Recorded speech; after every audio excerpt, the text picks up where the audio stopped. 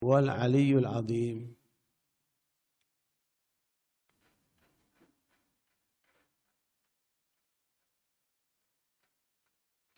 Ya, silakan dibaca Bu terjemahnya.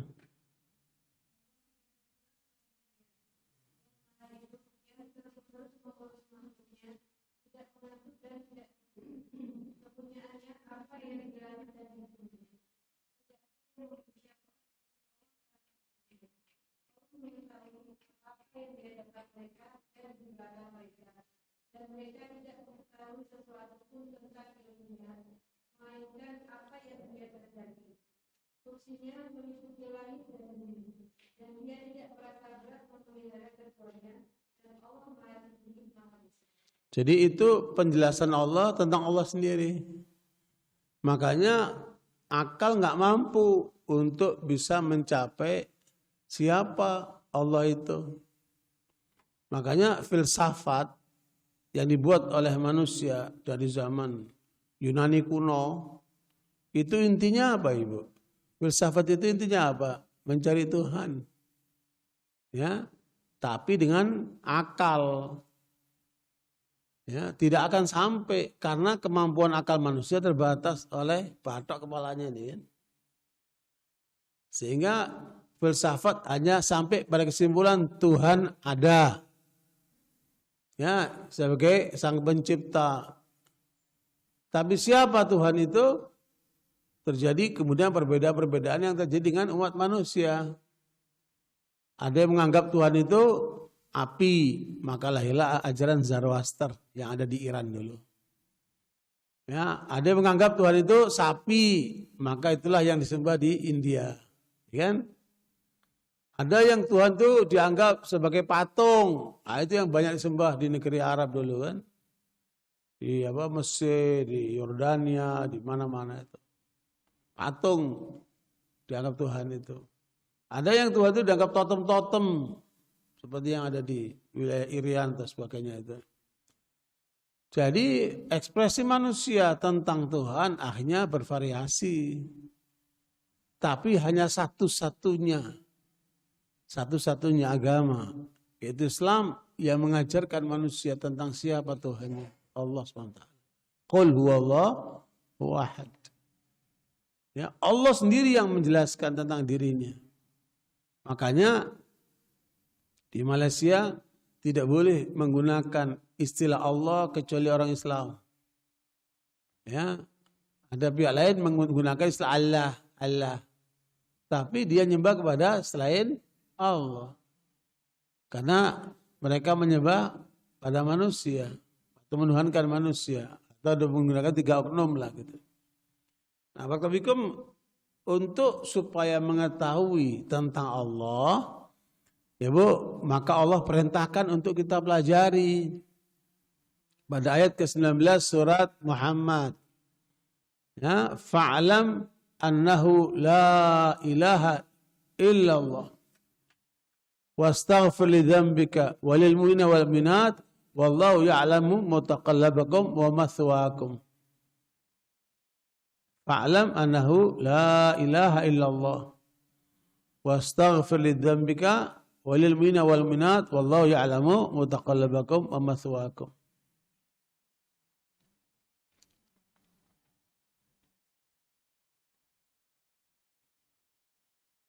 Tunggu Bu, dibaca terjemahnya.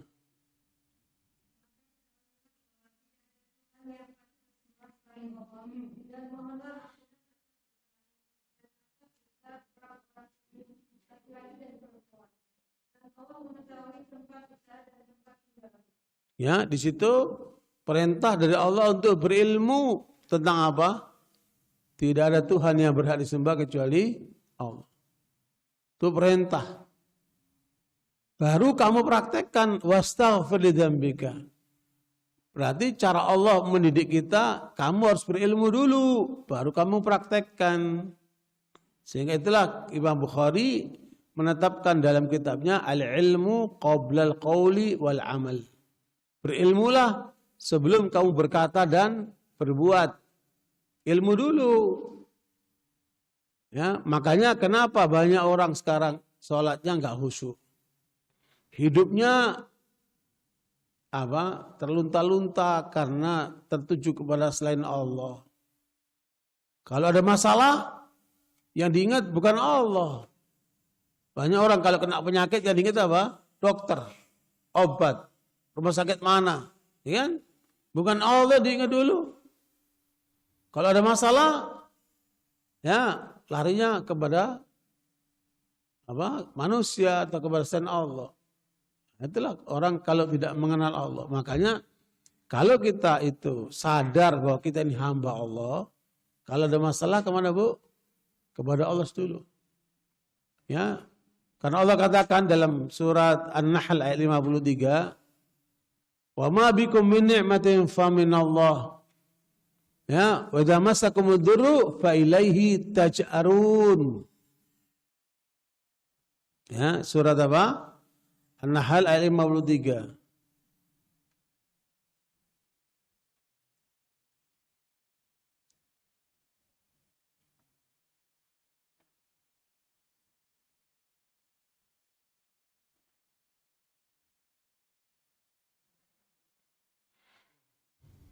Ya, ketemu dibaca terjemahnya, Bu.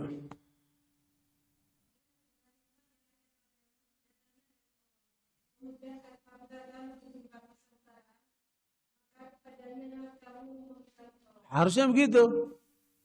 Ya Bu, sadar semua nikmat yang kita peroleh itu berasal dari Allah. Bukan karena kehebatan kita.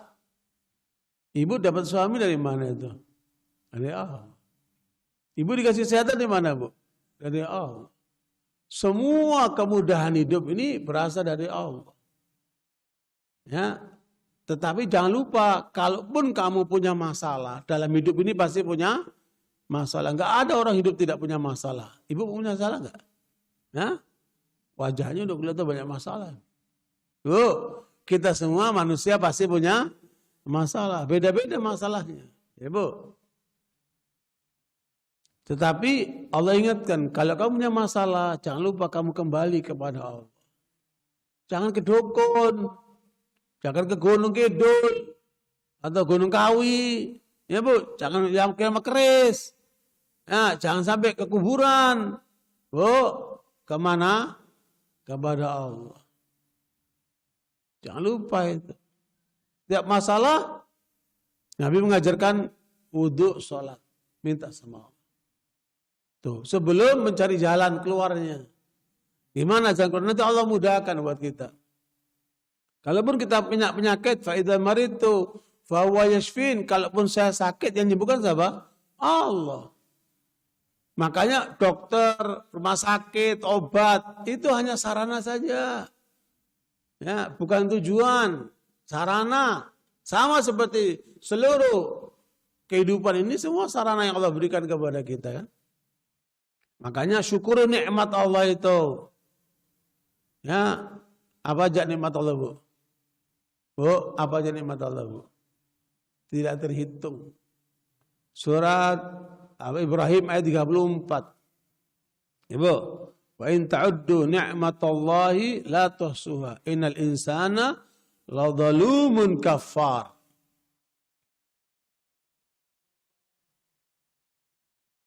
Ibrahim ayat 34.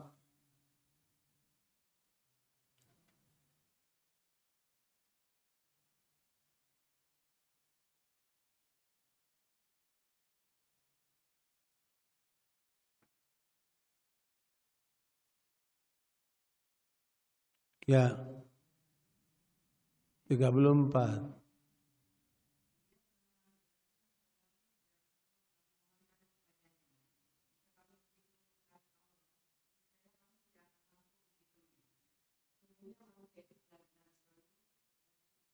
Tuh, kasih nikmat tapi lupa sama Allah.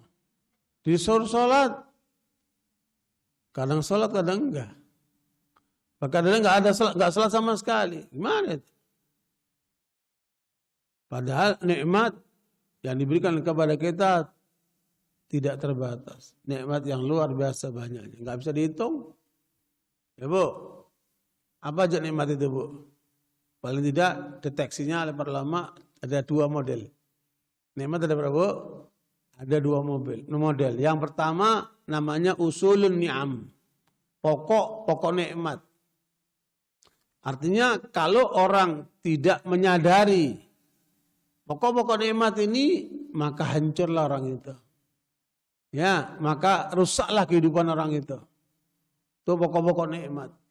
Yang harus nantiasa kita sadari nih. Ya, apa aja itu?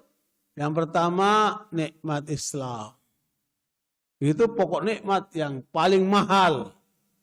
Karena kebahagiaanmu tergantung dengan sebesar apa perhatianmu dengan Islam itu. Sebesar apa pelaksanaanmu terhadap Islam itu. Karena agama sisi Allah adalah Islam. Inna dina indallahi al-Islam. Makanya itu nikmat yang harus kita syukuri. Wa raditu lakumul islama dina. Allah ridhoi kamu memeluk agama Islam itu. Itu nikmat yang paling besar. Oh, saya Islam ini karena orang tua saya Islam, maka saya Muslim. Ya. Kan ada orang begitu, Pak ya? Salah. Orang tuamu itu cuman melahirkan kamu, membesarkan kamu, tapi semua karunia dari Allah itu dititipkan kepada orang tuamu. Makanya Rasulullah dari riwayat Muslim mengatakan kullu mauludin yuladu 'alal fitrah. Fa abawahu yuhawidanihi aw yunasirani aw yumajisani. Setiap anak itu lahir di atas fitrahnya. Fitrahnya manusia apa? Islam. Makanya kalau ada orang kafir, ada ibu-ibu minta saya Islamkan. Ya, dia bawa anak 3 atau 4 anak kecil-kecil. Kemudian saya Islamkan ibunya. Anaknya perlu Islamkan enggak? Tidak perlu, karena dia apa? Masih Muslim dia. Sampai dia balik. Ketika dia balik, dia milih agama lain, nah berarti dia keluar dari Islam. Maka kalau mau Islam harus bersyahadat lagi dia. Jelas, Bu? Jadi setiap orang lahir itu udah Muslim. Hatta anaknya orang kafir itu Muslim semua itu. Itu atau ketetapan Allah Ta'ala. Dia di atas fitrah, di atas Islam. Tergantung kedua orang tuanya, apakah meyahudikannya, menasranikannya, atau memajusikannya. Tergantung orang tuanya. Ya, maka beruntung kita lahir dari keluarga orang tua yang Muslim. Itu karunia dari Allah. Nah, barakallahu kalau kita sadar itu sebagai nikmat yang utama, akan kita pegangin Islam itu. Ya, apapun resikonya, apapun keadaannya. Ya.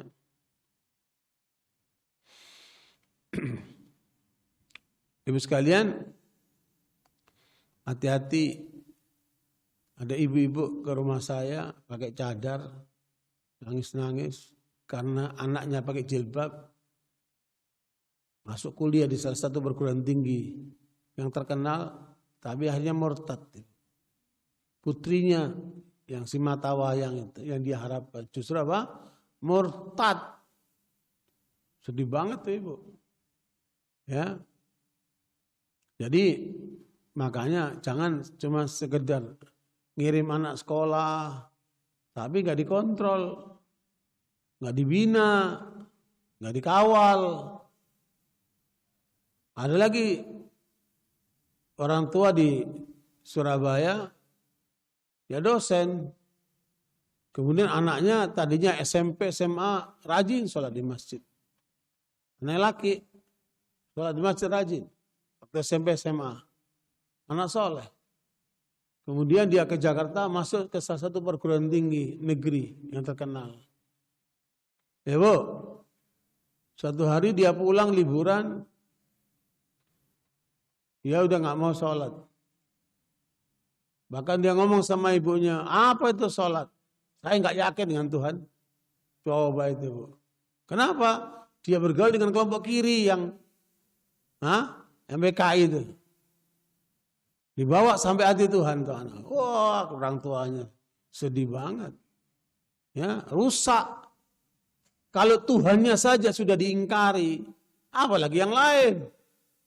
Padahal Allah yang menciptakan dia, memberikan semua karunia buat dia. Tapi diingkari coba. Makanya hati-hati Bu, nyekolahkan anaknya. Sekaligus mengawal anak-anaknya. Bukan cuma supaya pintar. Tapi juga lebih pada Bagaimana supaya dia benar. Benar dulu, baru pintar. Jangan sampai kita ngejar pintar, akhirnya enggak benar. Rugi banget itu orang tuanya. Karena setiap orang tua ingin anaknya jadi dia apa? Jadi anak soleh supaya mendoakan dia, supaya manfaat buat dia kan. Ya Bu.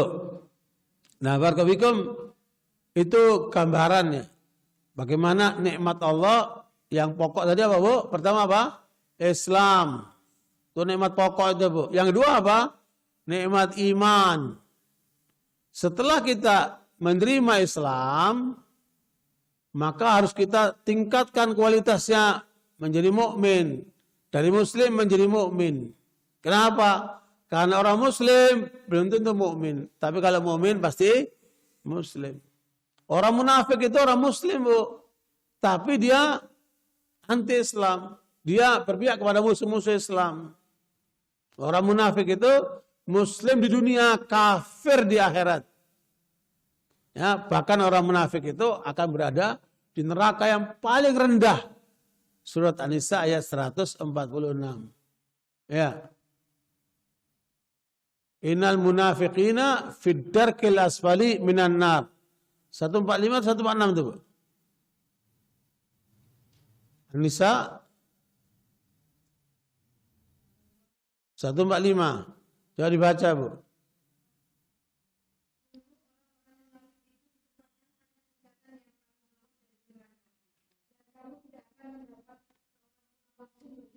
Tuh, kenapa Ibu? Orang munafik itu pendusta. Ya, ngakunya Islam tapi anti Islam.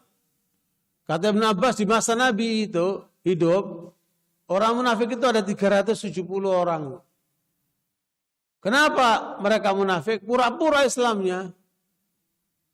Mereka menghalang perjuangan Nabi, menghadang perjuangan Nabi, menghalangi perjuangan Nabi.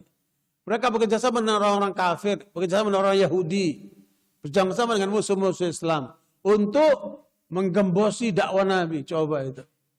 Musuh dalam selimut. Itu orang Muslim, Bu. Yang kata Nabi, tandanya apa? Dia berat sholat subuh berjamaah di masjid. Itu orang munafik. Itu. Makanya jangan sampai suami kita kena penyakit ini. Jangan sampai anak-anak kita yang laki kena penyakit ini. Suruh mereka sholat berjamaah di masjid. Tuh, berat sholat subuh sama sholat isya.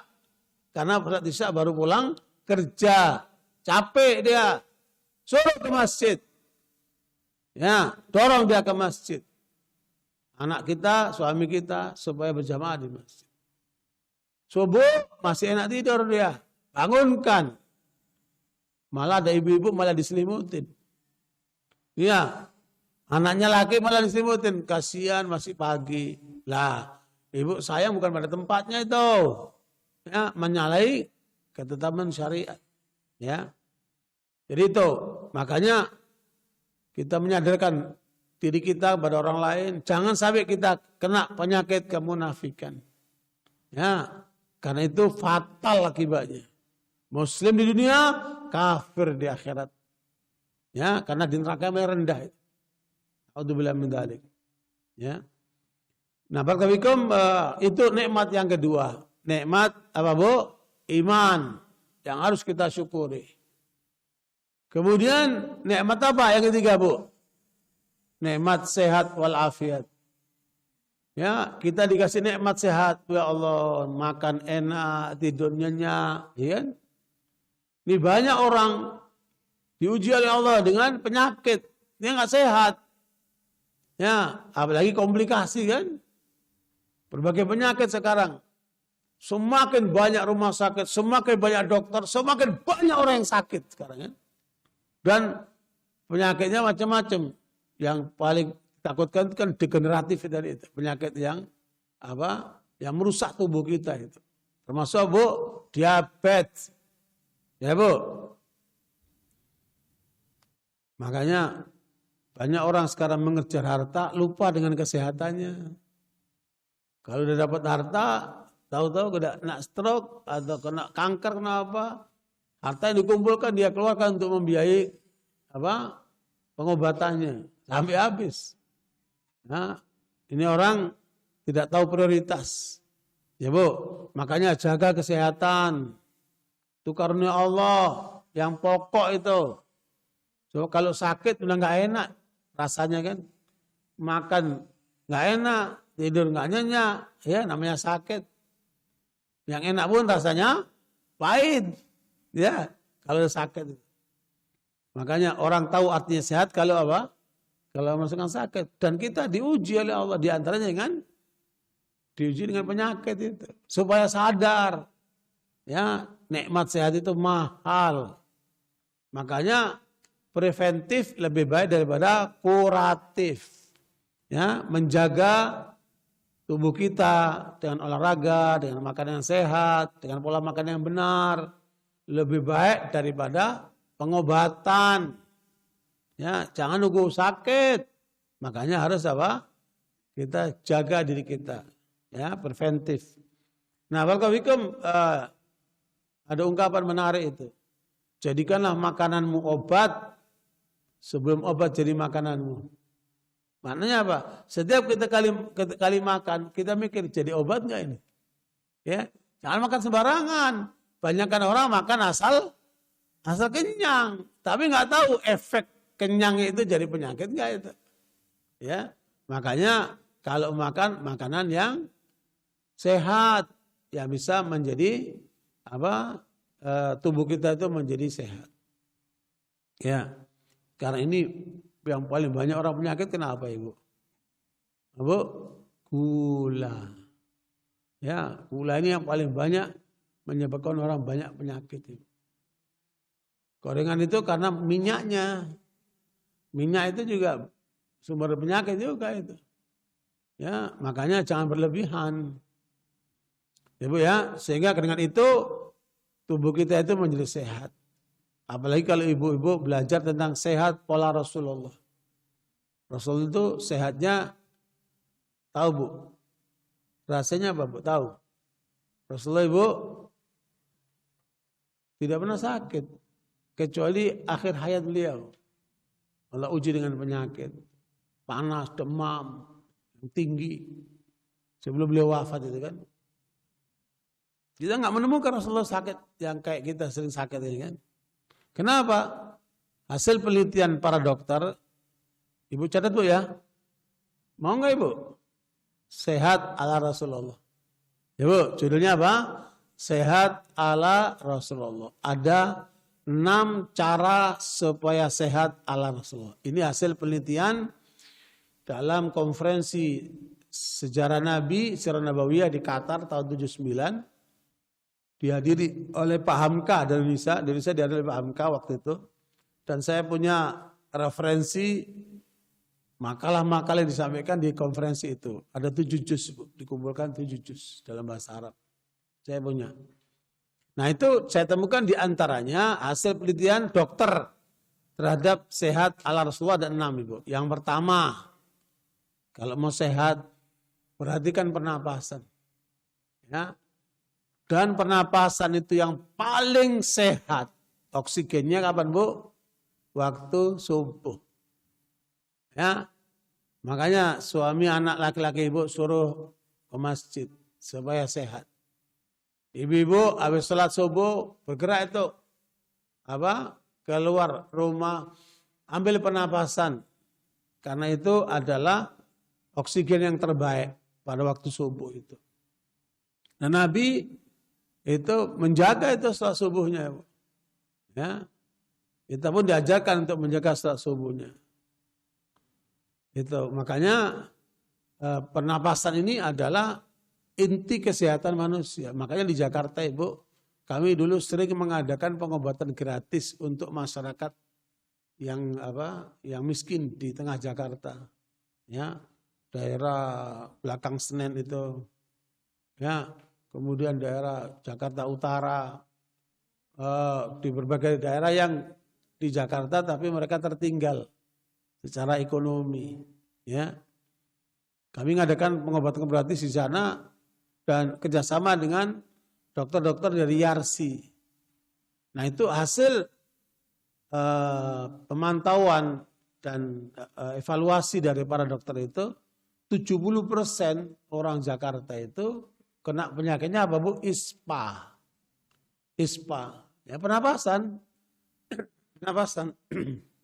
Makanya kalau mau sehat jaga apa Bu? Pernafasannya. Ya, terutama waktu pagi. Yang kedua, Rasulullah sehat itu karena pola makannya benar. Bu, pola makannya benar. Karena Nabi mengajarkan nahnu qaumun la na'kul hatta naju' wa idza akalna la nashba. Kami kaum yang tidak makan kecuali dalam keadaan lapar. Makanya ibu-ibu kalau makan lapar nikmat banget. Ya Bu. Tapi kalaupun makan tidak sampai kekenyangan. Ya, sepertiga untuk makanan, sepertiga untuk nafas, sepertiga untuk minum. Itu cara makan Nabi itu. Ya, kami kaum tidak makan kecuali dalam keadaan lapar, dan kalau makan tidak sampai kekenyangan. Bu, nyamil itu ibu itu paling suka nyamil ya. Itu enggak sehat. Ya Bu, ibu-ibu kadang-kadang makannya dikit tapi nyamilnya terus. Itu enggak sehat Bu. Ya, nyamil apa itu? Nah, barakallahu makanya pola Nabi menjaga pola makan. Sepertiga untuk makanan, sepertiga untuk minuman, sepertiga untuk bernafas. Artinya makannya nggak sampai kekenyangan. Ya Bu. Kadang-kadang lihat orang kalau lagi diundang makan itu, Masya Allah, makan segini. Ya. Sampai nggak bisa napas. Berlebihan. Itu nggak sehat. Ya Bu. Nah, yang ketiga, Nabi itu apa Ibu? Banyak gerak. Ibu kalau mau sehat harus banyak gerak. Ya, jangan banyak tidur. Ini malam udah tidur, di pengajian tidur. Siang tidur melulu nih Ibu. Ya, Bu. Apa Bu? Banyak gerak. Makanya hasil penelitian terakhir di luar sana, orang tua yang umur 60 ke atas itu, kalau dia tidak banyak bergerak, dalam waktu 2 minggu saja, penyakitnya akan datang bergerombolan. Macam-macam penyakit akan datang. Tulang pun akan mudah keropos. Ya, makanya harus banyak apa? Gerak. Tapi geraknya orang tua nggak boleh berlebihan. Orang tua olahraganya ngangkat besi. Remuk kamu. Ya. Makanya menurut para dokter olahraga orang tua paling bagus apa Bu? Nah, senam napas sama berenang. Itu paling sehat tuh. Atau banyak jalan. Itu pun nggak boleh berlebihan. Karena tulang-tulangnya sudah beda. Sudah mulai melemah kan. Makanya tetap harus banyak gerak. Nabi itu banyak gerak. Ya, meskipun umur Nabi sampai 63 tahun Ibu. Ya, tuh pola keberapa Bu? Ketiga. Banyak apa? Banyak gerak. Dulu saya pernah punya ustadz itu nggak pernah duduk dia. Kalau ngajar itu jalan, sambil ngajar itu. Ya, kalau ke depan, ke belakang, ke samping. Umurnya sampai 85 apa itu ustadz itu. Kekakak betul. Kemana-mana jalan. Jadi memang apa? Banyak gerak. Itu pola Nabi itu. Nah yang keempat, cukup istirahat. Yang keempat, cukup istirahat. Ya, cukup istirahat. Jangan dipaksain. Kadang-kadang orang memaksa sampai lelah sekali tubuhnya. Tubuh juga punya hak untuk diistirahatkan. Tuh Nabi itu mengajarkan kita. Habis sisa tidur. Nanti malam bangun tahajud. Tapi kan diistirahatkan dulu. Ya. Dan tidur lebih dari jam 11 itu tidak sehat. Karena ketika tidur itu tubuh kita sudah mulai metabolisme itu dia bekerja dia. Ya. Makanya banyak orang yang susah tidur itu menimbulkan banyak penyakit. Ibu, makanya kalau tidur jangan lebih sampai jam 11 malam. Kalau bisa sebelum jam 9 sudah tidur. Itu sehat. Ya. Nah, kemudian keberapa itu, Bu? Keempat. Sekarang kelima, pola sehat Nabi tidak boleh menahan. Mau buang air besar, mau buang air kecil, itu tidak boleh ditahan. Ya, Bu? Karena menahan itu berarti apa? Penyakit. Ya, Bu? Termasuk menahan darah ini, Bu. Makanya, Bu, Nabi itu setiap bulan bekam. Ya. Saya kemarin bekam, itu terasa kayak buang penyakit. Seger lagi. Ya. Alhamdulillah. Ya, itu adalah pola Nabi, Bu.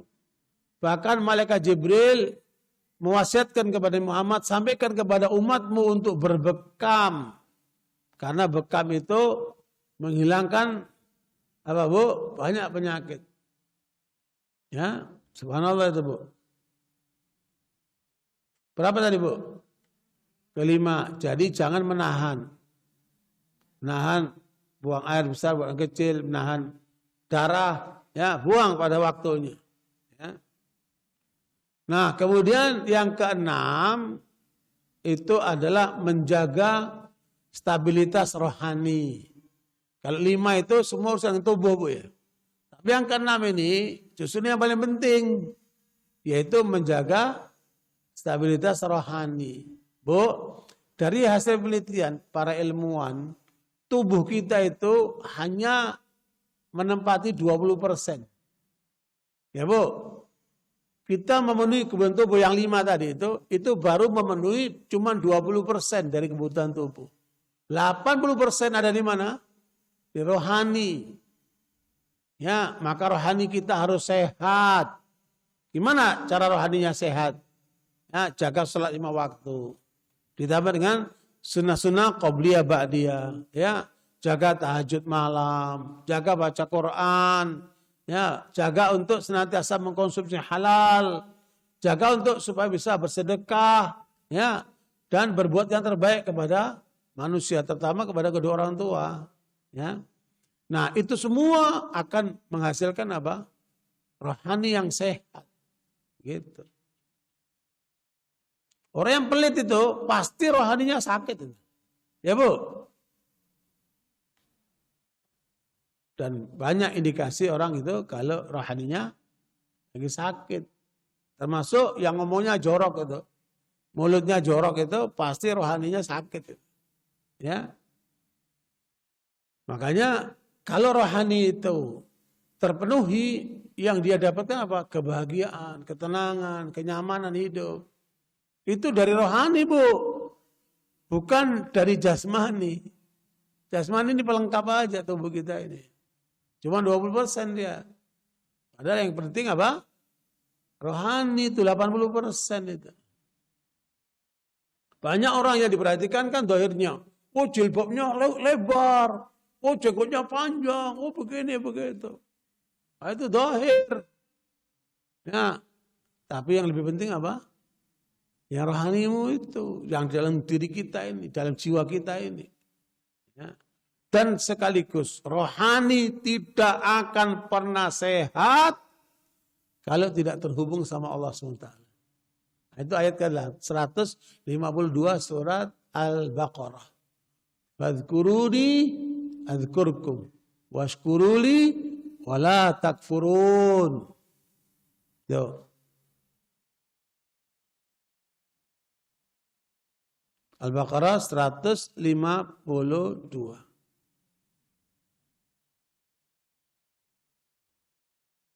Apa isinya, Bu?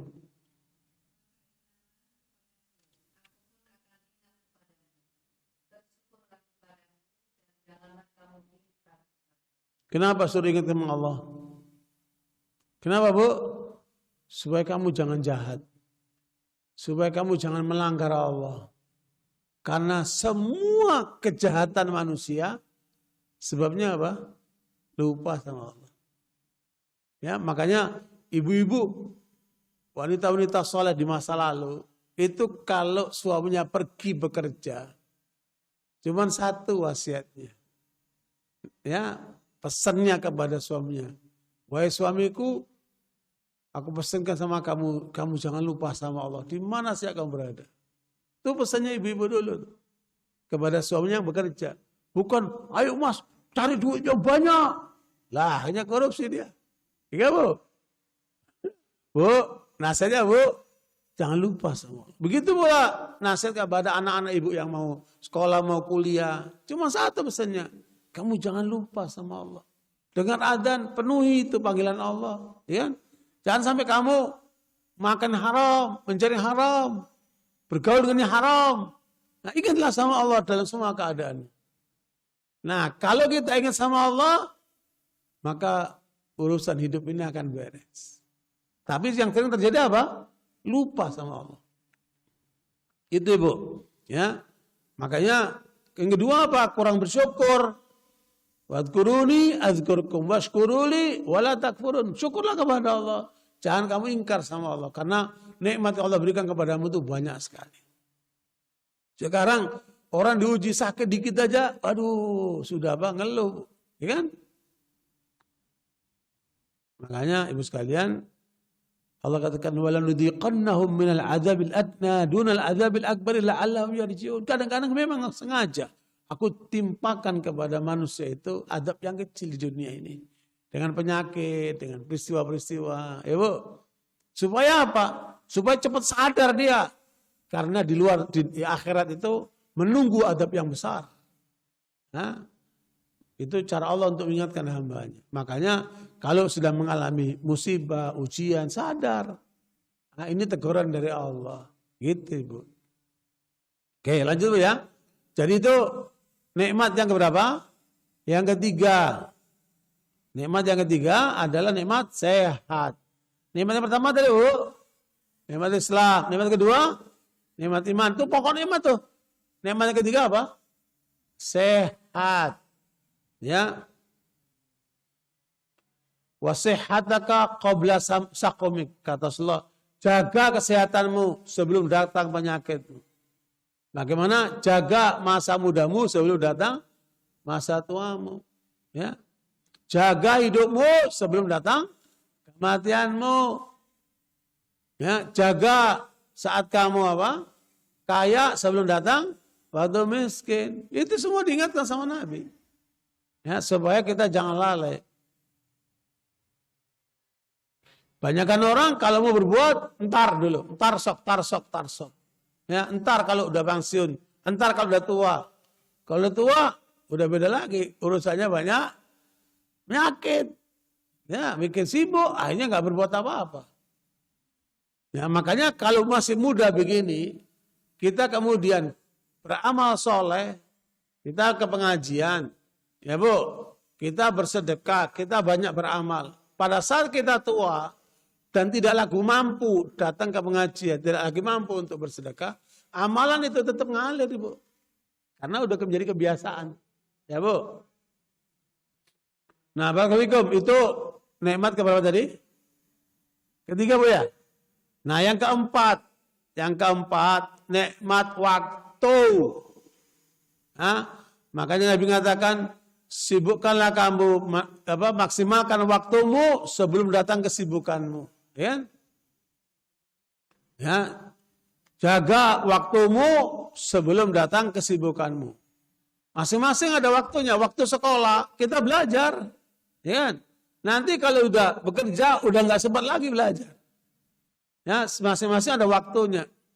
Waktu masih bujangan, ya Bu. Waktu masih perawan, ya.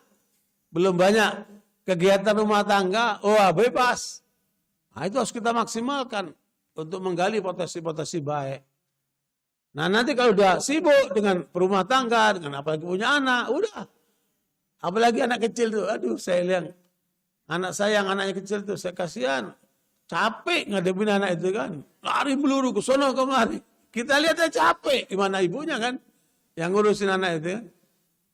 Dan itu 24 jam itu.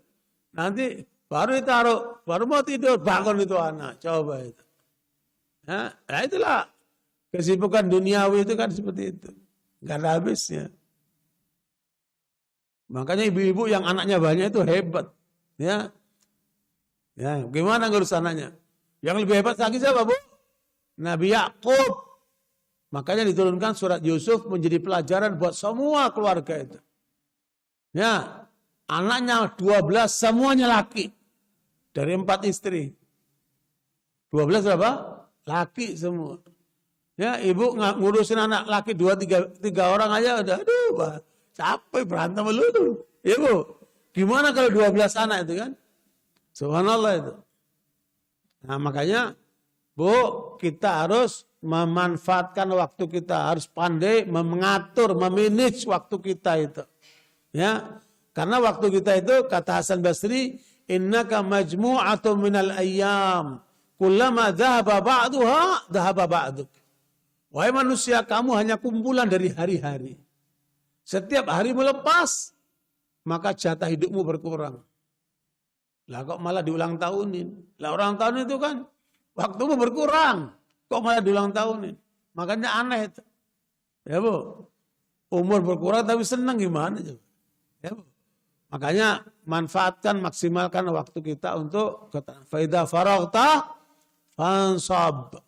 Selesai satu kegiatan, maka kerjakanlah kegiatan berikutnya. Kenapa? Kata Imam Syafi'i, kalau kamu tidak sibukkan waktumu untuk kebaikan, maka setan akan menyibukkan kamu untuk keburukan. Itu kaidah itu. Ya, maka sibuk-sibukkan kita dengan kebaikan-kebaikan. Detik demi detik, menit demi menit, jam demi jam. Nah, makanya pelit itu boleh hanya untuk waktu. Boleh pelit untuk waktu. Tapi itu harta nggak boleh. Ya. Makanya waktu kita harus kita hitung banget. Dan hampir seluruh para ulama itu menyesal ketika waktu mereka hilang tidak terkait dengan Al-Quran. Ya, para ulama itu mereka menyesal waktunya lepas tapi tidak terkait dengan Al-Quran. Makanya kata Ibnu Mas'ud, sibukkan waktumu untuk kebaikan akhiratmu atau kebaikan duniamu. Ya, dan saya nggak suka dengan orang yang tidak menyibukkan wala dunia wala akhirat. Waktunya sia-sia, gadang, wasting time. Apa itu? Mereka bilang killing time. Apa itu? Bodoh itu orang-orang yang mengabaikan waktunya. Justru waktu ini yang berharga. Sebab kalau dia lewat nggak mungkin kembali. Ya Bu, nih nenek-nenek ini kan berharap kalau bisa kembali ke masa muda. Waktu dulu SMP, waktu SMA. Asyik, indah kan. Sekarang udah tinggal kenangan. Dan gak mungkin lagi kembali. Sebab manusia itu rotasinya kan dari lemah, kemudian menguat. Nanti lemah lagi. Kan? Sampai lemahnya apa? Gak tahu dirinya sendiri, siapa saya. Kadang-kadang nanya-nanya sama ibunya. Ibu gak tahu siapa saya. Enggak, kamu siapa? Padahal anaknya sendiri. Kenapa? Ibunya udah pikun. Ya, kemarin saya sebarkan itu video bapak-bapak yang ngasih makan sama ibunya. Justru ibunya pukulin itu anaknya ini. Tamperin anaknya itu. Kepalanya dipukul-pukul begitu. Tapi anak itu sabar. Ya. Sama juga ketika kita masih kecil. Suka mukulin apa? Ibunya kan. Dikasih makan malah ibunya dipukul. Waktu kecil dulu kan. Nggak sadar kan masih kecil. Nah sekarang ini kembali seperti anak kecil lagi. Ya, saya lihat tuh bagaimana anak itu sabar. Terus dia menyuapin ibunya. Meskipun ibunya mukulin tuh anaknya. Sampai kepalanya botak lagi yang ngasih makan itu. Botak kelihatan sekali dipukulin sama ibunya. Sabar. Ya. Nah begitulah keadaan manusia. Ya, akan kembali rotasinya kepada lemah lagi dia. Sampai tidak tahu siapa dirinya. Ya. Wa minhum ma yuraddu ila ardil umuri likay la ya'lama ba'da ilmin syai'a. Ada dalam manusia kembalikan kepada posisi yang lemah sehingga tidak tahu apa yang diucapkan, apa yang diperbuat, enggak tahu dia. Ya. Itulah masa pikun. Dan jangan lupa kata Ibnu Abbas, supaya kalian jauh dari pikun banyak baca Quran. Ya, karena banyak baca Quran, insya Allah, apalagi menghafalnya, insya Allah jauh dari apa Bu? Dari pikun. Oke, keberapa tadi Bu? Keempat. Ya, itu nikmat pokok yang keempat. Nikmat yang Allah berikan yang kelima itu nikmat ilmu. Dan sebaik-baik ilmu ada ilmu tauhid, ilmu tentang Allah. Tadi ayatnya fa'alam annahu la ilaha illallah. Surat apa tadi Muhammad 19 itu. Berilmulah kamu tentang Allah. Nih, nikmat ilmu itu Bu, nikmat ya Bu, yang pokok. Sebab orang nggak punya ilmu berarti terputus dia dengan Allah. Dia terputus dengan syariat Allah. Rugi amat orang seperti itu. Ya. Makanya kita duduk sambil sila, kadang-kadang geringgingan. Geringgingan itu apa itu? Semutan ya Bu ya. Ya, demi untuk mencari ilmu. Ya, kita dulu juga mati-matian cari ilmu. Sampai ke luar negeri, mana-mana kita keliling cari ilmu itu. Ya. Sekarang orang cari ilmu maunya apa? Cuma dari YouTube. Ya Bu. Cuma dari buku. Harus ada upaya sungguh-sungguh menjeda wajad. Ya, sungguh-sungguh akan memperoleh apa yang diinginkan. Apalagi lihat ulama-ulama dulu tuh, subhanallah. Imam Bukhari kadang-kadang berjalan 1 bulan hanya untuk cari satu hadis. 1 bulan. Ya. Ibu sekali duduk gini, udah berapa itu ilmunya tadi kan? Banyak banget tuh, tinggal dipraktekin aja itu. Kalau tadi ibu mendapatkan ilmu tentang sehat ala Rasulullah, ibu praktekkan, saya yakin ibu bakal sehat dalam hidup ibu. Karena itu pola Nabi kan. Belum lagi yang lain-lain tadi kan. Luar biasa itu ilmu itu kan. Nah, barakallahu ini hal yang perlu disadarkan di antara sebab kita itu tunduk kepada Allah. Sadar sebagai hamba Allah adalah ingat kepada nikmat-nikmat. Itu yang paling pokok Bu. Namanya apa? Nikmat pokok. Yang kedua, nikmat ada 2 kan ya. Tadi disebut nikmat pokok, ada 5 tadi ya. Nah, sekarang yang kedua, nikmat cabang. Tapi sebagian orang menganggap ini nikmat pokok. Padahal dia nikmat cabang. Sehingga apa? Prioritas mereka mengejar yang kedua ini. Lupa kepada yang pertama tadi itu. Apa nikmat cabang Bu? Hah? Apa nikmat cabang? Nikmat pasangan. Suami atau istri itu cabang. Maknanya apa? Kenapa dibilang cabang? Kalau kamu nggak dapat pasangan, tetap kamu hidup. Ya Bu? Kalau nggak punya suami, tetap hidup nggak Bu? Tetap hidup. Makanya dia masuk cabang dia. Tapi coba ibu nggak dapat ilmu, hancur ibu. Yang nggak punya dapat kesehatan, hancur ibu. Yang nggak dapat Islam, hancur ibu. Itu nikmat pokok itu nikmat yang harus kita pegang betul. Karena disitulah prioritas yang harus kita utamakan. Tapi yang kedua ini nikmat cabang. Dia pelengkap sifatnya. Ya, bukan yang utama. Makanya bagi yang nggak punya suami tenang-tenang aja. Dia cabang. Kalau kamu nggak dapat di dunia, insya Allah dapat di akhirat. Meskipun tetap berharap untuk dapat kan gitu. Kalau udah dapat jangan disia-siain.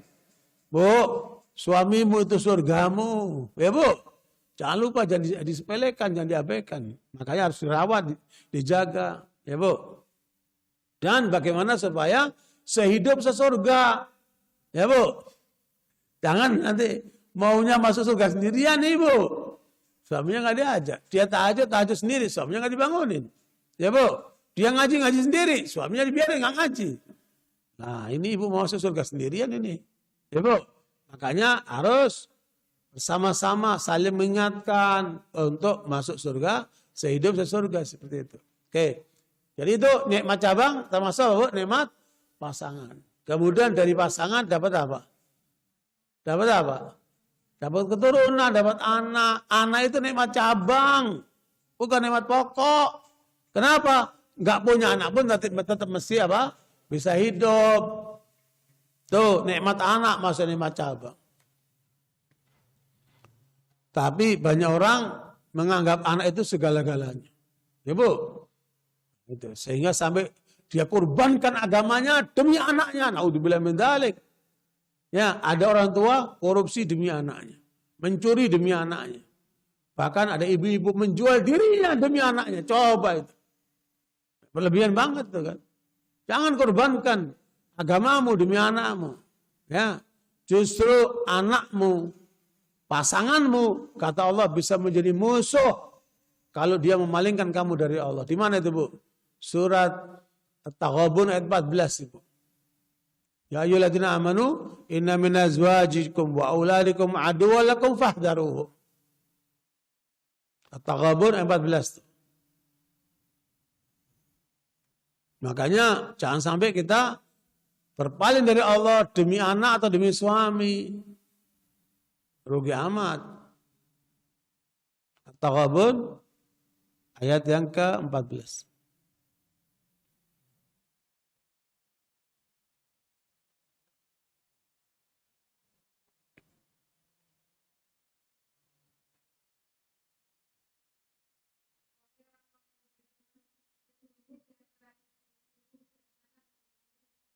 menjadi musuh bagimu, maka berarti jelas kamu dan mereka.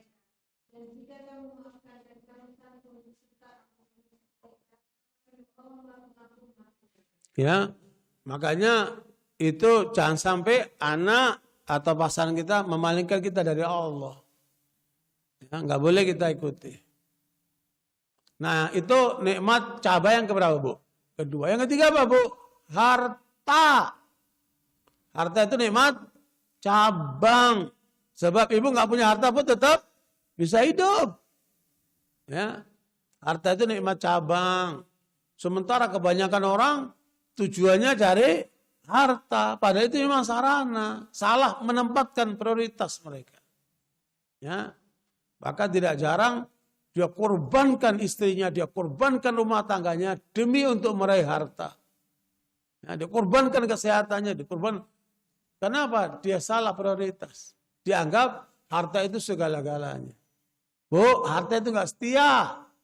Ya ibu meninggalkan dia atau dia akan meninggalkan ibu.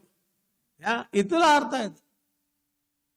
Makanya cara mengelola harta itu diajarkan oleh Allah supaya cari yang benar, gunakan yang benar.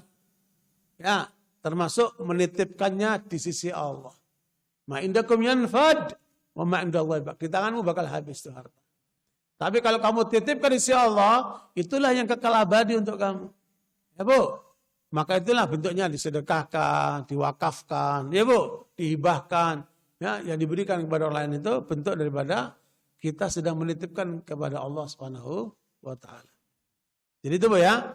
Nah, kemudian nikmat-nikmat yang lainnya, sarana-sarana yang lainnya itu silakan aja. Termasuk nikmat rumah, nikmat villa, nikmat mobil, itu semua apa, Bu? Cabang. Ya. Itu semua apa, Bu? Nikmat cabang. Termasuk nikmat pekerjaan, itu cabang. Jangan demi pekerjaan kemudian mengorbankan agama. Salah. Ya. Oke, itu adalah gambaran betapa nikmat Allah itu banyak sampai tidak terhingga yang Allah berikan kepada kita.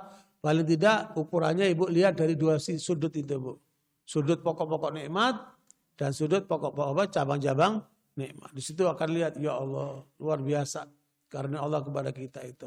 Ya, Allah itu penuh kasih sayang kepada kita. Ya. Makanya kita selalu mengatakan alhamdulillahirabbil alamin. Segala puji bagi Allah, Tuhan semesta alam itu. Ya. Makanya Ibu kalau mengucapkan alhamdulillahirabbil alamin, Ibu ingat tuh. Ya, ketika Ibu baca Al-Fatihah, bismillahirrahmanirrahim, alhamdulillahirabbil alamin. Ibu ingat tuh. Dua pokok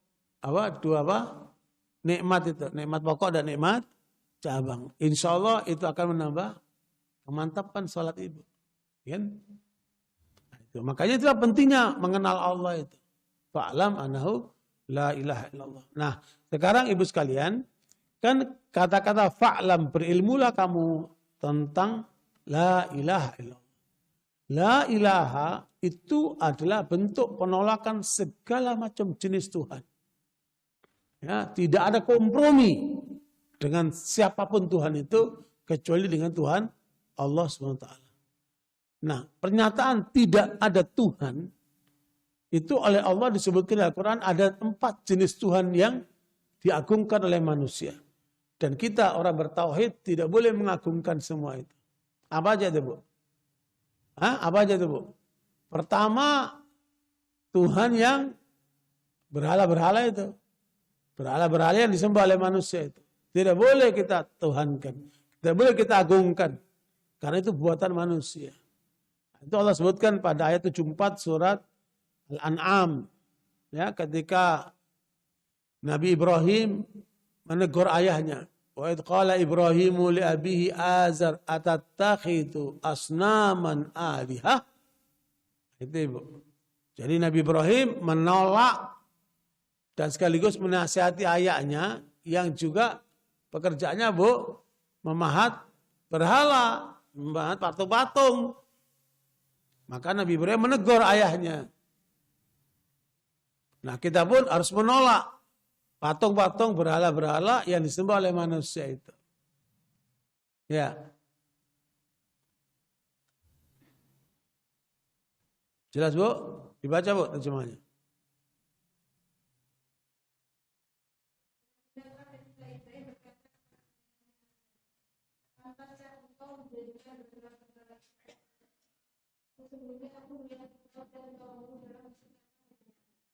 Bu, patung yang dibuat oleh manusia itu, Bu, patung yang dibuat oleh manusia itu bentuknya berhala atau patungnya dipahat. Bentuknya apa, Bu? Utuh dia. Itu yang pertama. Yang kedua, dia setengah bentuknya. Biasanya ditempel di dinding, dibuatlah separuh yang menonjol sehingga dia menjadi patung yang dihormati, dihargai, sembah. Dan yang ketiga apa, Bu? Lukisan tangan. Ya, Bu, itu para ulama melarang semua itu, Bu. Ya, lukisan tangan. Ibu berdiri dilukis sama pelukis. Ya, pakai tulisan tangan, pakai gambaran, lukisan pakai tangan. Ya, Bu. Itu semua melarang itu, Bu. Tapi kalau bentuknya pakai alat, itu berarti memfoto klub. Ya, di situ nggak ada peranan manusia. Dia cuma hanya menangkap saja. Menangkap yang ada dalam diri manusia. Maka di sini terjadi perbedaan antara yang membolehkan antara yang tidak membolehkan. Ya, paling tidak buat album lah. Ya, jangan ditempel-tempel di dinding rumah itu. Nanti kagum, tuh fotoku waktu aku muda, tuh fotoku begini waktu aku pejabat. Nah, bangga kan dengan foto itu. Udah taruh di album aja. Jadi ada berapa, Bu? Ada 4 macam ya? Ada 4 macam. Yang pertama apa? Berhala secara utuh. Yang kedua, berhala tapi setengah, nempel di dinding. Yang ketiga, Bu? Lukisan, gentangan. Orang kan kagum. Ini lukisannya si fulan. Jadi kagum dengan lukisannya, bukan dengan ciptaan Allahnya. Ya, Bu. Nah, yang keempat tentunya foto. Yang itu sifatnya dia menangkap atau memindahkan ke alat saja. Itu pun ada perbedaan antara ulama antara yang membolehkan dan yang melarang. Gitu. Paling tidak buat apa, Bu? Buat album saya disimpan. Ya, Bu. Nggak usah dipajang-pajang. Kenapa, Ibu? Itulah yang dalam riwayat Imam Hakim, Rasul mengatakan malaikat tidak masuk rumah yang di situ ada apa, Bu? Ada anjingnya dan ada gambar. Nah, gambar ini terjadi perbedaan antara ulama ini. Dalam 4 hal tadi itu. Bisa patung seutuhnya, bisa patung setengah, bisa lukisan tangan, bisa juga apa tadi? Foto. Ya. Oh, enggak masalah, ini kan manusia ini bernyawa. Manusia atau binatang yang bernyawa, Ibu. Kalau tumbuh-tumbuhan enggak ada masalah, gunung enggak ada masalah. Makhluk yang lain enggak ada masalah. Ya masalah itu yang punya roh. Ya, yang disembah manusia itu yang punya roh. Gitu. Apa, Bu? Ya sama. Karena dia punya roh, enggak boleh. Ya, Bu. Nah, malaikat tidak masuk rumah yang ada anjingnya dan gambarnya. Gambar ini ada 2 pengertian tadi itu. Patung atau bentuknya tadi yang nyata itu. Ada 4 macam. Nah, barakallahu sekalian, itu adalah model pertama. Berhala yang diagungkan oleh manusia dan itu harus kita tolak. Ya. Ibu kalau lihat napak tilas, kenapa kok Allah turunkan para nabi dan rasul itu di daerah wilayah Timur Tengah, Ibu? Rata-rata di sana, Ibu. Ya, saya bertanya-tanya, kenapa kok nabi itu, rasul itu nggak ada di Indonesia, nggak ada di Amerika, nggak ada di Eropa? Kok kenapa mayoritas di Timur Tengah sana? Terus ternyata jawabannya setelah saya napak tilasi, di sana itu pusat berhala. Dan berhalanya bukan main, mereka pahat gunung dipahat, Ibu. Dahsyat mereka itu. Gunung dipahat coba itu. Jadi berhala itu gunung. Sang dahsyat itu. Itu kaumnya Nabi Saleh. Itu Fir'aun. Ya, itu kaumnya Nabi Syuaib dan Yordan itu. Begitu sekarang kita bisa melihat itu. Jejak-jejak apa berhala yang mereka buat itu. Luar biasa. Kaum penjajah dari barat Eropa menjajah wilayah Syam. Mereka mencoba bikin patung, menyaingi patungnya orang-orang Timur Tengah. Nggak ada apa-apanya. Dari segi keseniannya, dari segi keindahannya, dari segi kehebatan, bagaimana kualitasnya. Memang jauh. Memang mereka itu penyembah berhala betul. Jadi istilahnya menjiwai betul itu. Penyembahan berhalanya itu kan. Itu makanya dilarang kita menyembah berhala. Satu. Yang kedua, namanya alihaw ya. La ilaha, tidak ada Tuhan. Ilah, itu satu Tuhan. Aliha, banyak Tuhan. Itu harus kita tolak. Yang kedua, yang digambarkan oleh Quran, Tuhan yang harus ditolak adalah arbab. Ya, surat At-Taubah 31. Ittakhadu ahbarahum wa ruhbanahum arbabam min dunillah.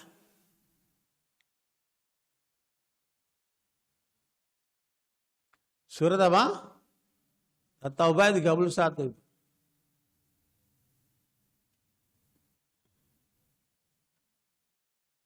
Itu Tuhan-Tuhan yang diagungkan oleh manusia yang kita harus menolak penuhanan itu. Apa itu jadi, Bu?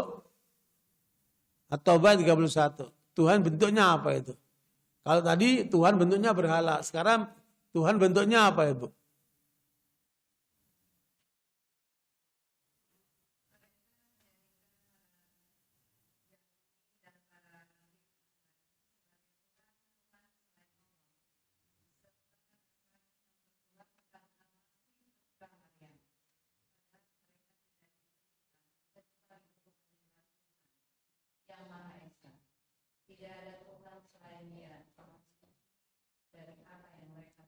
Jadi Tuhan yang dibuat oleh manusia berilmu. Siapa mereka? Para rahbi, Yahudi dan pendeta-pendeta Kristen. Ya, mereka membuat aturan-aturan hukum yang bertentangan dengan aturan Allah. Terus diikuti oleh para pengikutnya. Itu artinya sama dia menyembah para pendeta itu. Ya, Bu. Makanya Jubair bin Mut'im, seorang pendeta yang masuk Islam, mu'alaf, datang ke Rasulullah mempertanyakan ayat ini. Ya Rasulullah, kok ada ayat seperti ini? Dulu waktu kami Kristen, nggak pernah kami nyembah pendeta kami. Nah, Nabi terangkan, bukankah pendetamu mengajarkan satu perbuatan yang haram? Dilarang oleh Allah, kamu ikuti? Iya. Bukankah sesuatu yang halal oleh Allah diharamkan oleh pendetamu, kamu ikuti? Iya. Itulah arti penyembahanmu kepada pendetamu itu. Berarti, Bu, tidak boleh kita ikuti ulama, rahbi, pendeta yang ajarannya bertentangan dengan ajaran Allah SWT. Kalau kita ikuti itu berarti apa? Menuhankan ulama itu, menuhankan rahbi itu, menuhankan apa? Si pembuat undang-undang itu. Nggak boleh ada undang-undang yang bertentangan dengan aturan Allah. Ya, kenapa, Ibu? Kenapa, Ibu? Karena aturan Allah itu pasti benar, pasti manfaat buat manusia. Sementara undang-undang aturan buat manusia belum tentu. Karena dia nggak mutlak, manusia itu nggak mutlak. Allah itu maha mutlak. Ya Bu. Makanya seluruh undang-undang buatan manusia yang bertentangan dengan aturan Allah disebut jahiliyah. Surat Al-Maidah ayat 50. Afa hukmal jahiliyati yabghun wa man ahsanu minallahi hukman liqaumin yuqinun.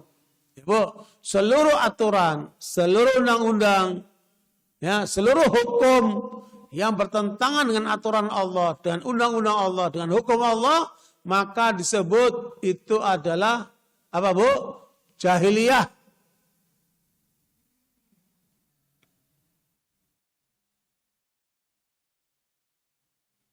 Kalau ada undang-undang membolehkan zina, itu apa Bu? Jahiliyah. Kalau ada undang-undang membolehkan riba, apa itu Bu? Jahiliyah. Kalau ada undang-undang membolehkan prostitusi, itu Bu? Jahiliyah. Nah, semua undang-undang aturan, hukum yang bertentangan dengan hukum Allah, Allah disebut apa Bu?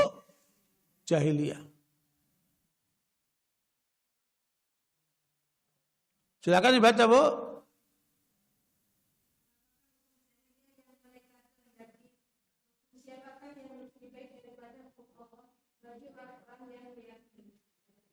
Ya Bu.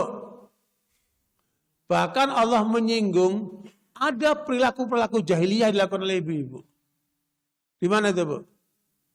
Ibu-ibu itu ada yang berperilaku-perilaku jahiliyah. Apa itu Bu? Di mana itu Bu?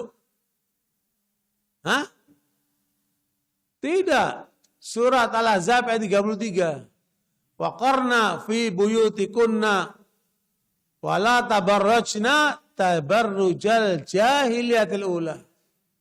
Ya.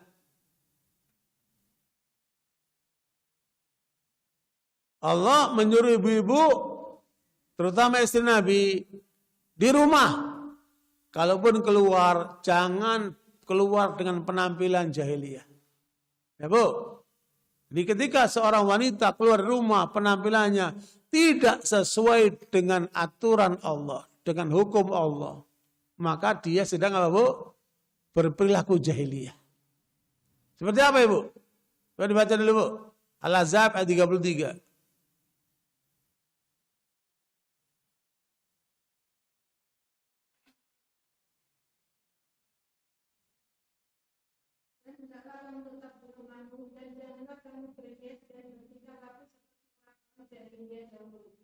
Dan melaksanakanlah sholat, tunaikanlah zakat, dan taatlah Allah dan Rasulnya. Sesungguhnya Allah bermaksud tidak menghilangkan dosa dari kamu, wahai ahli baik, dan membersihkan kamu sesuai. Apa perilaku jahiliyah Bu? Keluar rumah pakai sidu. Ya Bu, alisnya ditambah-tambah. Terus lipstiknya ditebalin. Ya Bu. Terus bikin sanggul punuknya unta gitu. Ya Bu. Terus keluar dadanya kelihatan. Ya Bu. Terus kakinya pahanya kelihatan. Jahiliyah semua itu. Ya Bu. Wanita yang keluar rumah tidak menutup auratnya itu jahiliyah. Wanita yang keluar rumahnya bikin bopeng-bopeng mukanya itu Bu, jahiliyah. Yang lucu mau pengajian. Lipstiknya tebal amat gitu. Ya sidonya kapan tahu itu. Itu apa itu Bu? Jahiliyah kata Allah. Jelas Bu? Makanya kita jangan sampai berperilaku jahiliyah. Gitu Bu ya. Kenapa Ibu? Dia nggak pede. Allah ciptakan dia cantik. Masih nggak pede. Masih di apa? Diapain itu kan? Dibopeng-bopengin malah. Oke, barakallahu. Itu poin yang kedua. Jadi menuhankan apa Bu?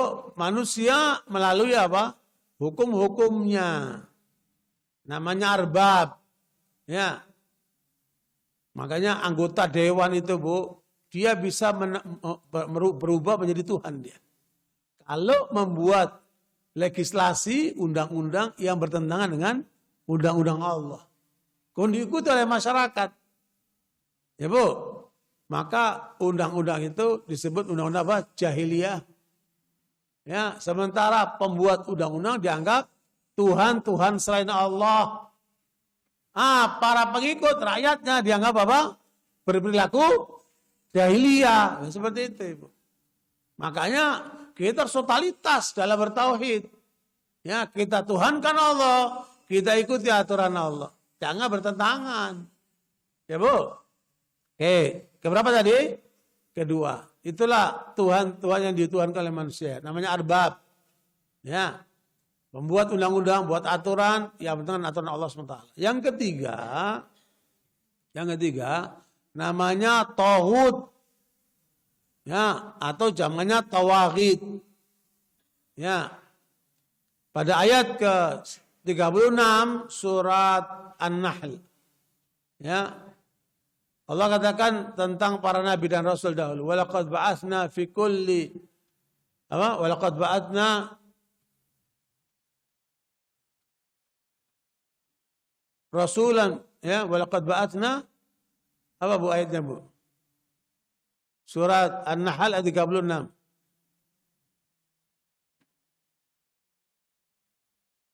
Walaqad ba'atsna fi kulli ummatin rasulan an i'budullaha wa ijtanibut taghut.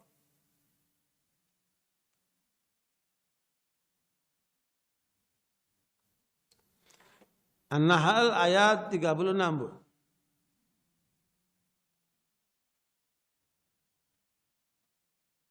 Walaqad ba'atsna fi kulli ummatin rasulan an i'budullaha wa ijtanibut taghut.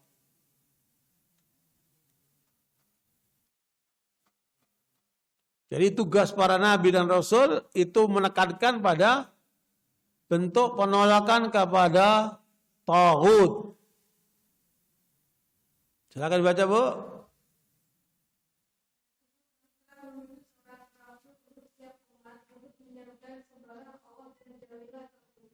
Kemudian di antara mereka ada yang berbentuk Allah dan ada pula yang tetap dalam kesesatan. Maka berjalanlah kamu di bumi dan perhatikanlah bagaimana kesembahan orang yang mendekati. Siapa taghut itu, Bu? Seluruh nabi dan rasul itu tugasnya mengingatkan umatnya jangan menyembah taghut. Siapa taghut itu? Taghut itu adalah kullu ma ubida.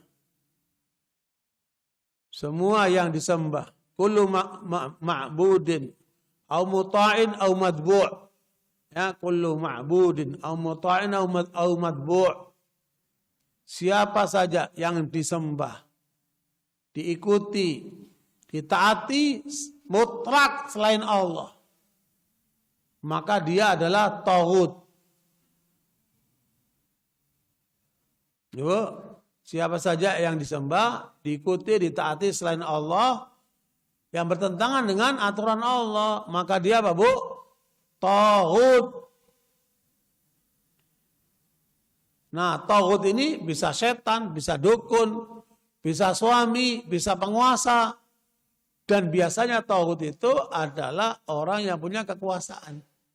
Ya, Bu.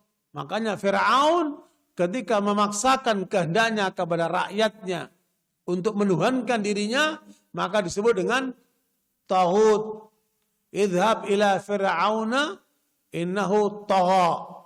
Pergilah kamu wahai Musa kepada Fir'aun, peringatkan dia karena dia sudah menjadi taghut. Ya. Jadi biasanya taghut memaksakan kehendak dengan kekuasaannya untuk disembah, diikuti dan ditaati selain Allah. Ya. Makanya pada ayat ke-256 Allah tekankan la ikraha fid din. Al-Baqarah 256. La ikraha fid din. Qad tabayyana rusydu minal ghayy. Faman yakfur bit taghut wa yu'min billah faqad istamsaka bil urwatil wuthqa la infisama laha wallahu sami'un alim. Surah Al-Baqarah 256.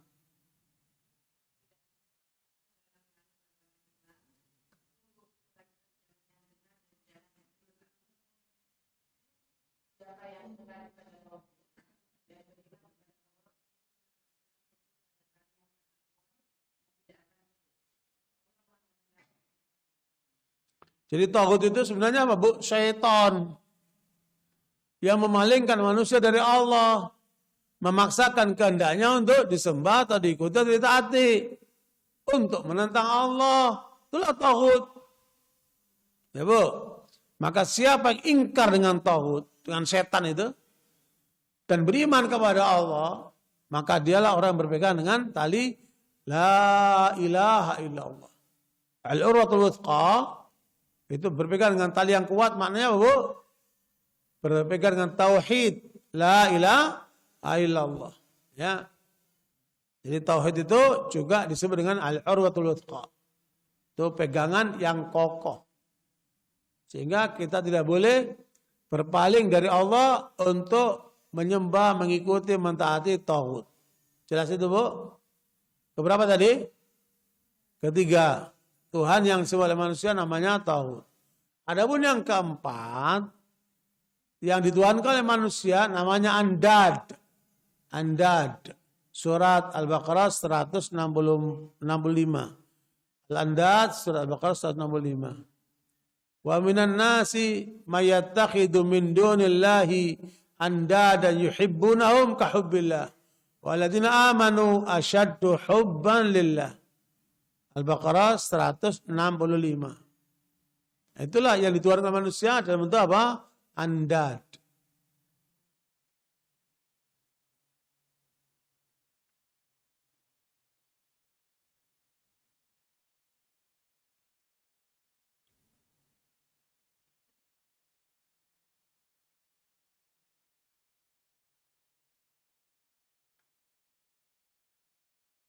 Di antara manusia ada orang-orang yang menyembah Tuhan selain Allah sebagai tandingan, yang mereka cintai sebagaimana mereka mencintai Allah. Adapun orang-orang yang beriman sangat besar cintanya kepada Allah. Sekiranya orang-orang yang berbuat seperti itu melihat, ketika mereka melihat azab pada hari kiamat, bahwa kekuatan itu semuanya milik Allah, dan bahwa Allah sangat besar azabnya, niscaya mereka berdoa. Siapa Anda itu, Bu? Nabi ditanya, ayu dzambi a'dzam ya Rasulullah? Dosa apakah yang paling besar wahai Rasulullah? Nabi menjawab, anta ja'ala lillahi niddan wa huwa khalaqak. Kamu jadikan tandingan bagi Allah pada Allah yang menciptakan kamu. Apa itu tandingan, Bu? Mencintai seseorang sama cintanya kepada Allah. Ibu cinta sama suaminya, sama cintanya kepada Allah. Musyrik. Ya, Bu, ibu cinta sama anaknya, ya, Bu, sama cintanya kepada Allah. Musyrik. Ya, Bu, Andad itu berarti menjadikan Tuhan, menjadikan tandingan bagi Tuhan. Bisa bentuknya anak, bisa bentuknya suami, bisa bentuknya yang lainnya. Ya, Bu, maka itu bisa menjadi andad. Makanya kaidahnya cintailah suamimu karena Allah. Cintailah anakmu karena Allah. Cintailah orang tuamu karena Allah. Nah, di situ tidak terjadi penuhanan kepada makhluk Allah. Maknanya cinta kita kepada Allah harus di atas semua cinta-cinta yang lainnya itu. Sementara kalau ibu-ibu lihat kan di masyarakat, di film, di lagu, ya, mau makan ingat kamu, mau minum ingat kamu. I love you forever. Palsu semua itu, Bu. Ya, Bu. Mau makan, baca bismillah lah. Habis makan, baca alhamdulillah. Ya, ngapain ingat dia? Ya, Bu. Makanya cinta kita harus diikat karena Allah. Nah, Allah menyebutkan ada 8 bagian dari kehidupan ini yang manusia bisa mencintai mereka sama cintanya kepada Allah. Itu surat At-Taubah 24. Ya, qul in kana aba'ukum wa abna'ukum wa ikhwanukum wa azwajukum wa ashiratukum wa amwal iqtaraftumuha wa tijaratun takhshawna kasadaha wa masakin taradhanaha ahabba ilaikum minallahi wa rasulihi wa jihadu fi sabilihi fatarabbasu hatta ya'ti Allah bi amri wallahu la yahdil qaumal fasiqin. At-Taubah 24.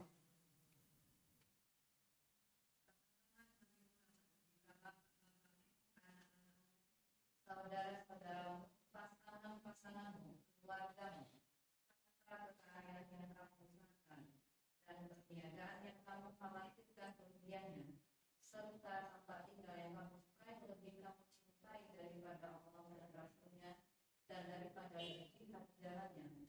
Tunggulah sampai Allah mendatangkan keputusannya. Allah tidak memberi petunjuk kepada kaum yang fasik. Itu 8 hal itu, Bu. Yang suka memalingkan manusia, cintanya sama dengan Allah atau bahkan melebihi cintanya kepada Allah. Tuh ingatkan tuh para suami, jangan sampai kamu kejar harta, kejar proyek, sampai kamu lupa sholatmu. Ya, jangan kamu cintai hartamu, padahal itu belum dapat tuh, Bu. Apalagi udah dapat kan, emasmu, perhiasanmu, ya, sama dengan cintamu kepada Allah. Ya, itu berarti sama dengan menuhankannya. Makanya cinta kita kepada Allah harus di atas semua itu. Jelas, Bu? Kalau tidak mau jadi orang fasik, tukang melanggar Allah itu kan. Makanya disinilah pentingnya memahami tauhid supaya tidak terjerumus dengan cinta-cinta palsu itu, Ibu. Ya, makanya Nabi menyebutkan dalam riwayat Imam Bukhari dan Muslim, Salasun man kunna fi wajda bina halawatul iman. Ada 3 hal bila ada dalam diri seorang dia akan merasakan manisnya iman. Apa itu?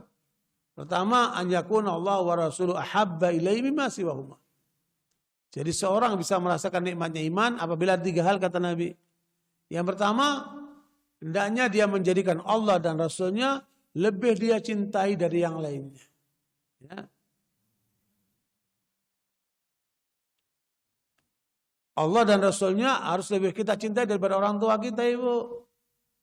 Allah dan Rasulnya harus kita lebih cintai daripada anak-anak kita, Ibu.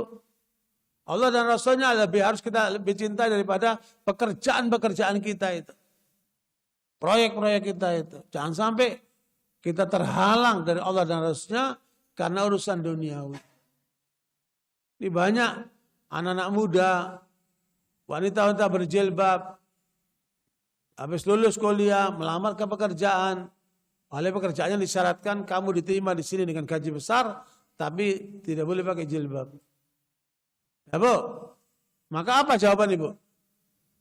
Kalau menghadapi seperti itu anaknya. Apa jawaban Ibu? Hah? Lebih bagus kamu nggak dapat pekerjaan itu kalau kamu harus melanggar Allah. Cari pekerjaan lain. Gitu, Ibu, jangan kecil hati. Ya, yang Allah memberi rezeki kok. Ya, Bu? Jangan sampai kita korbankan agama kita dengan agamanya faktor duniawi kecil seperti itu. Dan ini banyak orang yang kalah mentalnya. Ya, dengan tawaran-tawaran pekerjaan seperti itu.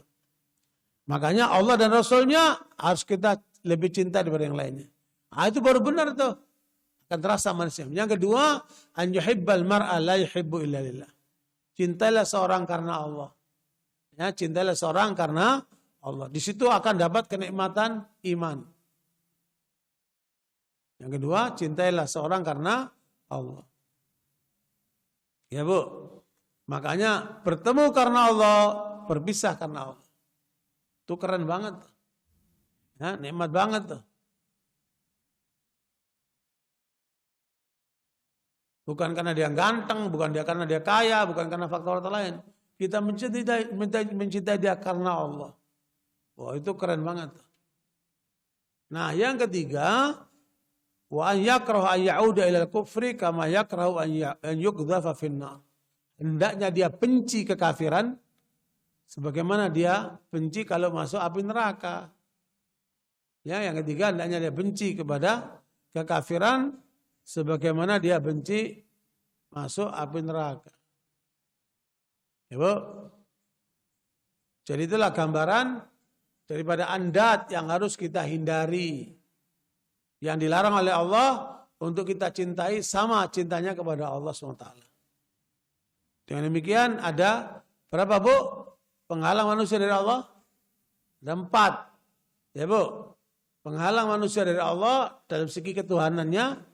La ilaha Itu ada berapa, Bu? Ada 4. Nah, Ibu nanti ajarkan sama suaminya, kepada anak-anaknya, kepada orang lain. Ya, ada 4 itu. Tuhan-Tuhan yang diagungkan oleh manusia. Yang pertama bentuknya alihah, yang kedua bentuknya arbab, yang ketiga bentuknya tawaghid, ya Bu. Yang keempat bentuknya andad. Lengkap sudah. Ya. Nah, itu kata Allah, fa'lam, kamu harus tahu itu. Supaya kamu tidak terjerumus seperti mereka. Annahu la ilaha illallah. Kalau sudah bentuk penolakan, namanya nafyun, menolak segala macam Tuhan itu, baru sekarang itsbat, menetapkan illallah. Inilah yang harus kita yakini, illallah. Hanya Allah saja yang aku sembah. Hanya Allah saja yang aku ibadahi. Yang aku tunduk kepadanya. Makanya Nabi Muhammad diperintahkan dalam surat Al-An'am 162.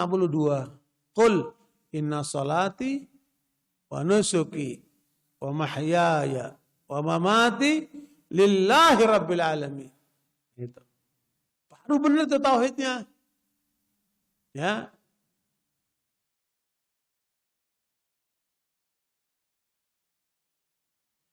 Al-An'am 162.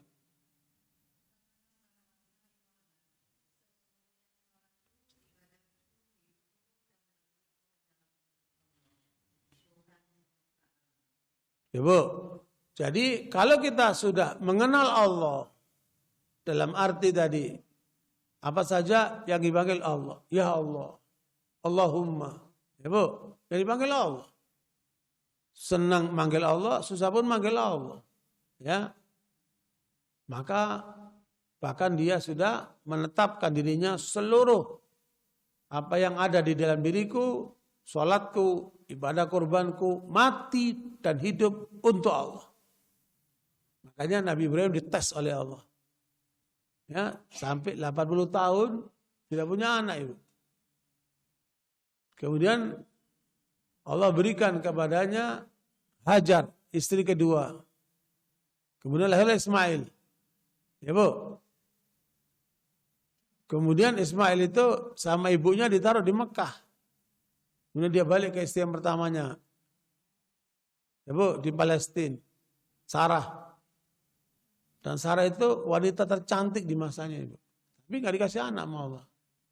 Sampai Nabi Ibrahim bersama Sarah waktu ke Mesir dihadiahi oleh pemimpin Mesir dengan seorang budak.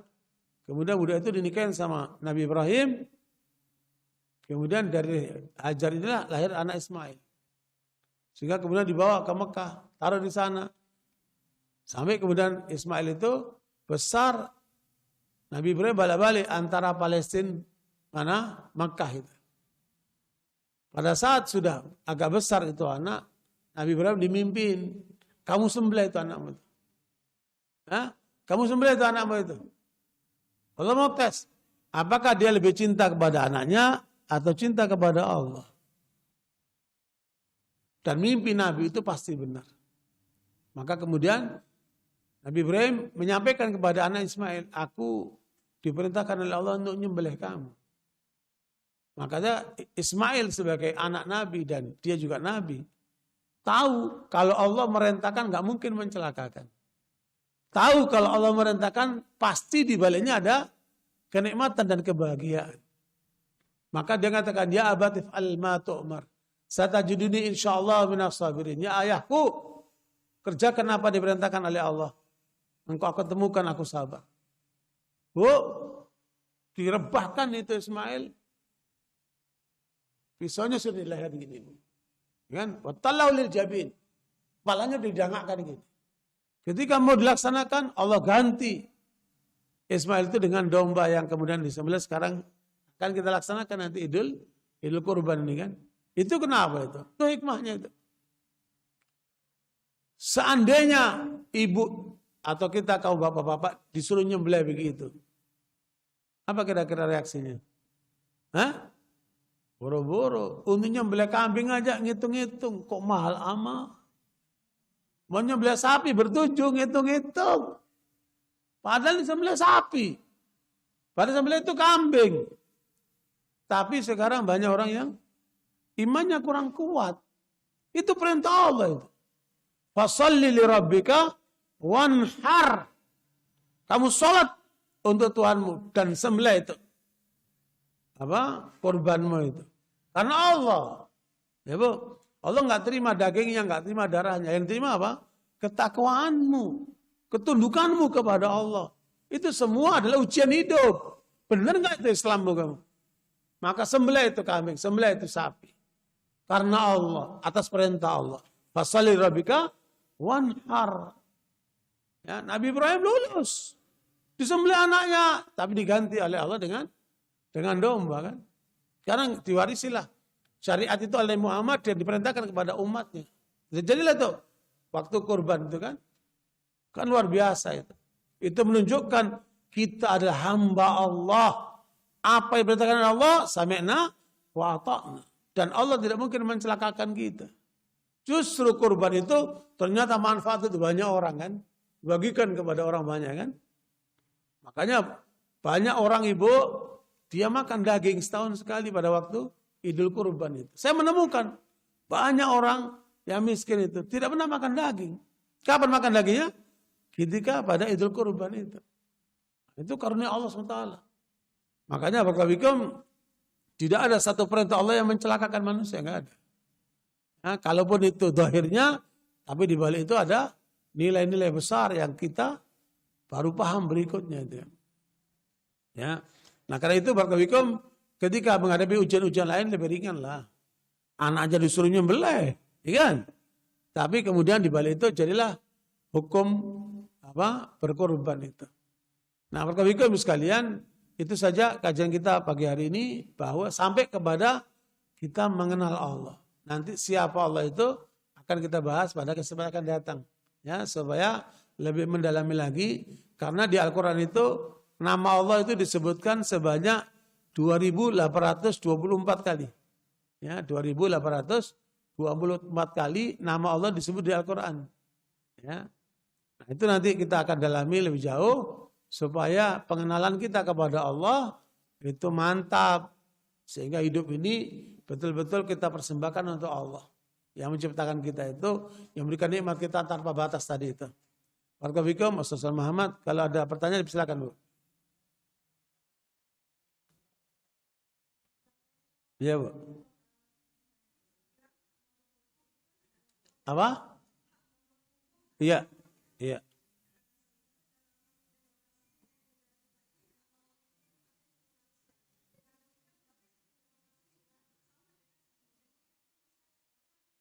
Tidak. Jadi gini, hukum demokrasi itu tergantung apakah sesuai dengan Islam atau tidak. Ya. Hukum manusia itu dikatakan benar atau salah. Ukurannya apa? Syariat Allah ini, hukum Allah. Mana hukum demokrasi yang sesuai dengan hukum Allah, maka dia benar, boleh. Tapi mana daripada hukum demokrasi yang bertentangan dengan syariat Allah, maka tidak boleh kita ikuti. Ya Bu, sebentar Bu, sebentar Ibu, sabar. Ya Bu, kita udah pelajari Bu. Ya, kita udah pelajari AMZ tuh. Ya, demokrasi itu dari mana asal usulnya? Dari Barat. Ya, demokrasi itu dulu itu diterapkan oleh gereja. Ya, kemudian gereja mengelola negara. Jadi dulu demokrasi itu adalah wilayah kekuasaan gereja dan gereja mengendalikan negara. Nah, pada saat terjadi kekuasaan gereja yang mengelola negara itu melakukan tindakan-tindakan terutama kepada para ilmuwan yang dianggap hasil penemuannya bertentangan dengan doktrin gereja. Maka dihukum sampai hukuman mati, Bu. Termasuk Galileo. Ya, karena hasil penemuannya bertentangan dengan doktrin gereja. Ya, bumi ini bulat, macam-macam lah itu. Akhirnya dihukum dia. Nah, terjadilah reaksi dari masyarakat Barat. Kok ajaran gereja bertentangan dengan ilmu pengetahuan? Gitu, Bu. Akhirnya Mereka memisahkan antara wilayah gereja itu wilayah Tuhan. Wilayah kekuasaan, wilayah kaisar. Give for the Caesar is for the Caesar, and give for the God is for God. Itu bahasanya, Bu. Berikanlah kekuasaan gereja untuk Tuhan. Tapi berikanlah kekuasaan negara untuk kaisar. Gitu, Ibu. Maka kemudian terjadilah pemisahan. Tapi gereja masih cawe-cawe dalam mengelola negara. Nah, timbullah reaksi-reaksi di masyarakat. Karena gereja masih ikut campur dalam mengelola negara. Ya, Bu. Akhirnya diputuskanlah protes-protes, termasuk munculnya Protestan dan sebagainya itu kan. Sehingga negara harus dipisah total dengan gereja. Maka itulah disebut dengan apa, Bu? Demokrasi sekuler. Jadi wilayah gereja adalah fokus untuk agama. Wilayah negara fokus untuk kekuasaan. Ya, Bu. Dan itu dibuatlah namanya sekularisme.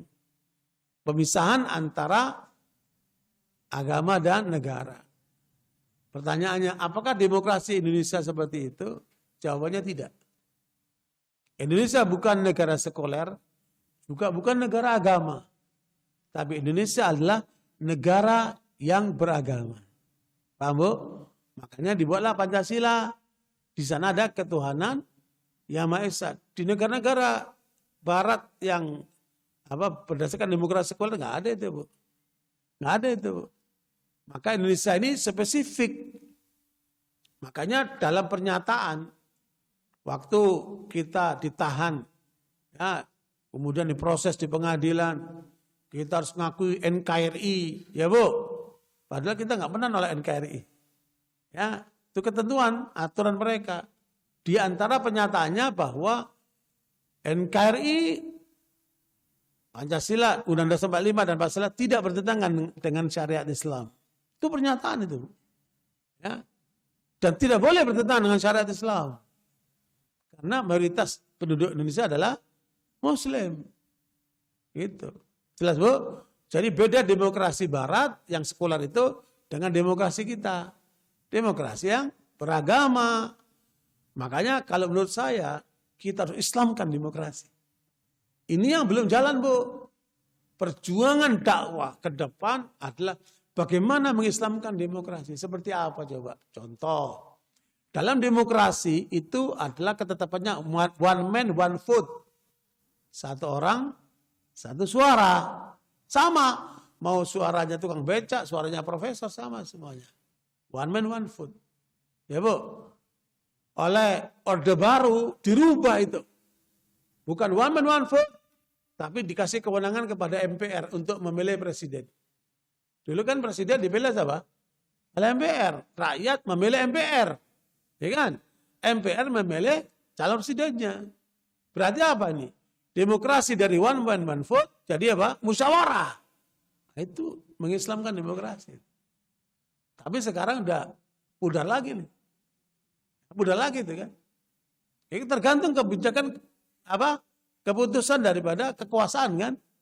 Dengan DPR MPR-nya itu. Nah, inilah pentingnya dakwah. Ya, Bu. Dakwah kita ini banyak kan masih di bawah. Belum banyak dakwah ke atas tuh. Nah, eksekutif, legislatif, dan yudikatif itu dakwah belum banyak di jalan sana itu. Harus sore perkuat dakwah itu. Supaya demokrasi sesuai dengan aturan Islam. Kalau bahasa saya mengislamkan demokrasi. Bisa nggak tuh, Bu? Sangat bisa. Karena Islam ini semuanya dakwah. Dan pernyataan-pernyataan mereka yang berkuasa pun tidak boleh. NKRI bertentangan dengan syariat Islam. Gitu. Meskipun kenyataannya masih banyak yang bertentangan dengan syariat Islam. Masih ada perjudian, masih ada perzinahan, prostitusi, masih ada narkoba di mana-mana. Itu semua bertentangan dengan syariat Islam. Cuman karena di situ ada kepentingan orang-orang tertentu. Ya kan? Makanya masih dilindungi segala macam. Inilah pentingnya dakwah itu, Bu. Untuk meluruskan semua itu. Gitu.